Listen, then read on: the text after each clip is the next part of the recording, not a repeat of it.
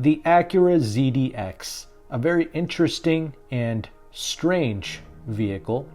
In this video, we're going to cover a couple of interesting facts that you probably did not know about this vehicle. So make sure to like and subscribe on this video. First, let's cover the basics so you get a good understanding of what this ZDX is all about. It initially came out for the 2010 model year and it lasted all the way up to 2013. That was the last model year for the ZDX in the United States. And what is it? What is it trying to be? Well, Acura never referred to this really as a SUV.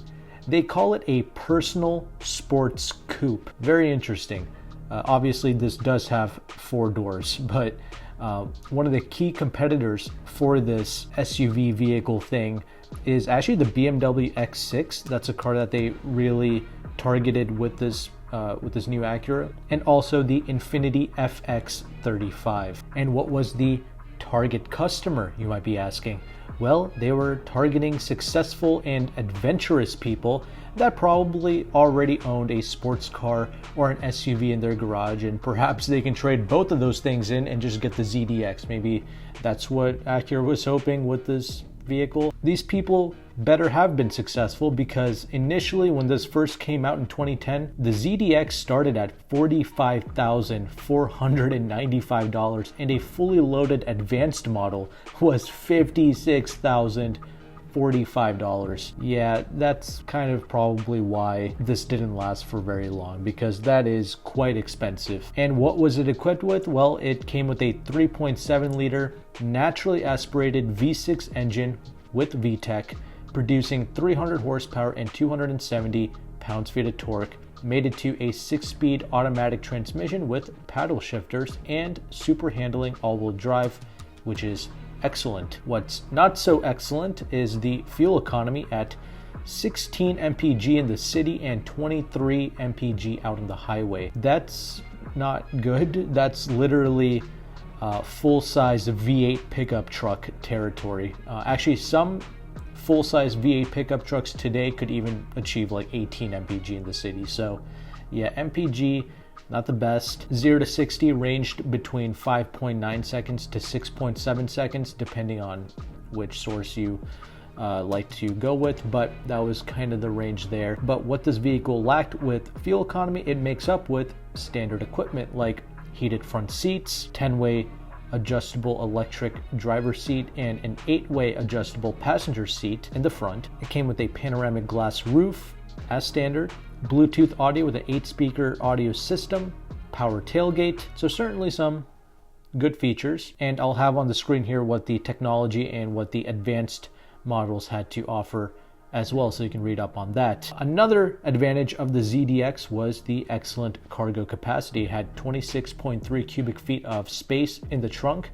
with the rear seats up, and if you put the 60/40 folding rear seats down, then you would get up to 55.8 cubic feet of space. Overall vehicle was around 192 inches long, weighed a tad over 4,400 pounds, had a strut-based suspension in the front and a multi-link rear suspension. I'm kind of shocked that they did not go with a double wishbone suspension in the front, but regardless, this is pretty much everything that you need to know to get a good idea of what the ZDX is and what it was all about. Now, let's talk about some of the unique aspects of this SUV sedan coupe thing.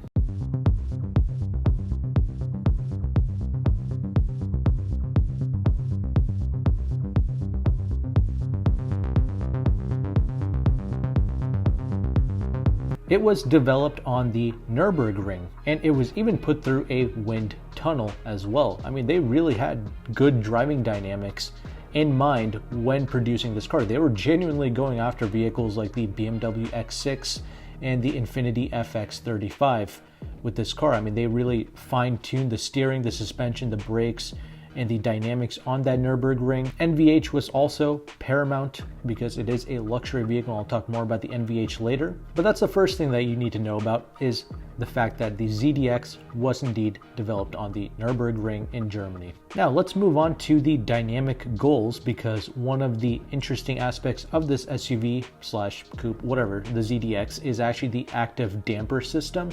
which is a unique suspension system that they put on this vehicle.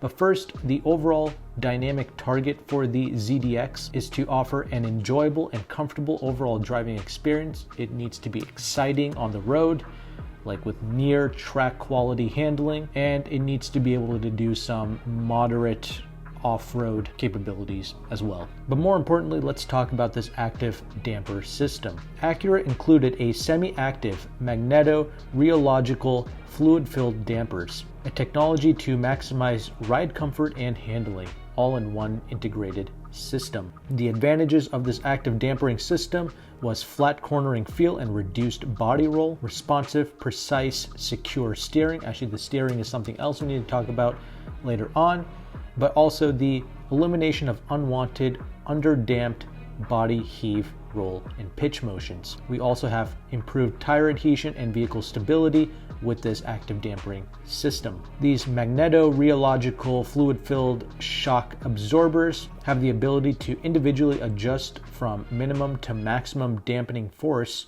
in as little as 5 milliseconds. So that's the second interesting fact about the ZDX. Now, the power rack and pinion steering system.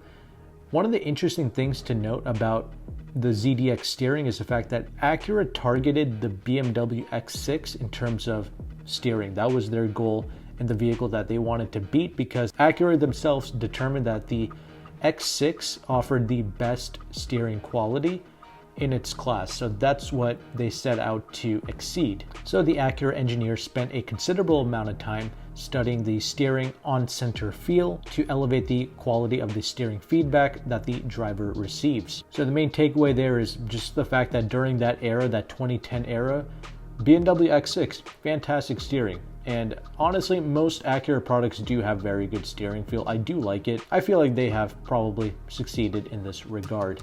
Now, I mentioned its subtle off-road capability. Acura themselves said that the ZDX is not designed as a hardcore go-anywhere off-road vehicle. I really respect that. They're not trying to hide and disguise this as something that this is not. It just offers 8 inches of ground clearance, which is pretty excellent. I mean, many people will be able to appreciate the fact that this can be easier to get in and out of, and also you never have to worry about speed bumps, that's for sure. But this is meant to tackle light off-road duty work, just going off of, the beaten path, a bit of gravel, slight inclines up to 60% inclines. That's about pretty much what this is meant to tackle. And obviously with that super handling all-wheel drive system, all season kind of snow driving, winter driving, it's supposed to offer some confidence there as well. Moving on, let's talk about the NVH, the noise, vibration, and harshness, and some of the things that Acura did to reduce these things, because, well, this is a luxury product and a pretty expensive one, I might add. So they really needed to keep that unwanted noise down. So what were some of the things that they did? They had a hybrid carpet and padding system that reduces the noise intrusion. They closed off the traditional hollow areas within the separator structures found in the A, B, and C pillars. And of course, other Acura vehicles also use the pillar separator technology as well. But the ZDX happened to have the highest use of any Acura vehicle regarding the pillar separators. The windshield was constructed, of course, out of an acoustic glass, 5 millimeters thick side glass compared to 3.5 millimeters glass used by most manufacturers, and a 7-layer acoustic floor undercovers. Regarding the engine, to reduce NVH there, they utilize cylinders with a 60-degree V angle and high rigidity die-cast engine blocks, and a strong forged steel crankshaft die-cast accessory mounts and stiff cast aluminum engine oil pans, which all work together to ensure low engine NVH. But moving on, the ELS audio system, something that you get with the technology package and up, definitely worth getting. Like if you're shopping for a used ZDX, definitely try to find one with the technology package, or better yet, the advanced package, as we're about to talk about later. This is worth getting because the ELS audio system is a 10-speaker audio system, whereas the base system is a 8-speaker, and this 10-speaker also has 435 watts of digital sound processing. I genuinely do like the ELS audio system. I think it's one of the better systems in a relatively affordable vehicle. And of course, the ZDX does have Bluetooth audio and aux jack connectivity as well, and a 6-disc CD changer, and it's got built-in hard disk drive, 15 gigabytes to store up to 3,500 songs. But you know, obviously most people just use Bluetooth. And another reason why you might want to consider a technology or even an advanced package ZDX is because you will get Milano Leather seats, which is a real leather, and Acura collaborated with the finest European leather crafters to make this possible. And till this day, Acura still does utilize Milano leather in their finer upper trim models. So those are some of the interesting attributes of the ZDX that I wanted to share with you. But let me know your thoughts about the ZDX, especially from an owner. I mean, I would really love to hear how this is holding up for you. Do you like it? Or some of the things that Acura said here, is it true? I mean, is it a quiet vehicle? Is it a great handling car? Let us know. Is it practical? Do you enjoy it? Has it been reliable? And if you had a choice, I mean, would you buy it again? But me personally, I thought it was unique. Obviously, it was never going to sell well. This was destined to fail because this is extremely expensive. But I personally thought it looked amazing. Like the ZDX in black, and you put black wheels on it, it looks pretty fantastic. It's a unique car. I enjoy it. But obviously when the vehicle was new at 45 grand starting price and like 56 grand fully loaded for an advanced model, yeah, that's insane. This was not gonna do well from a sales perspective because honestly an Acura MDX was actually a little bit less money than a ZDX, and that was a massive 3-row SUV that you could have gotten during that time. You could have even gotten a flagship Acura RL for a little bit less money than a fully loaded ZDX. And of course, the most obvious choice, the Acura RDX. I mean, that is significantly less money, the bread and butter of Acura, and that also came with a naturally aspirated V6 engine as well. So of course, almost all the money went towards the RDX. The cool factor of the ZDX was not worth the extra investment on most new car buyers of the time, because a fully loaded RDX versus a fully loaded ZDX, the RDX was about $19,000 cheaper to buy. So obviously nobody was really going to spend that extra money for not really much more performance and with terrible gas mileage. I mean, I've noticed that a lot of the Acura products during that time, many of them did not get good fuel economy. So that's something I noticed. But you know, those V6 engines, they are pretty legendary. They do last pretty good, and I do enjoy revving them out. They do sound very good as well. So that's a look at the ZDX. Let me know your thoughts. I'll have the next video on the end screen here, and I will see you there.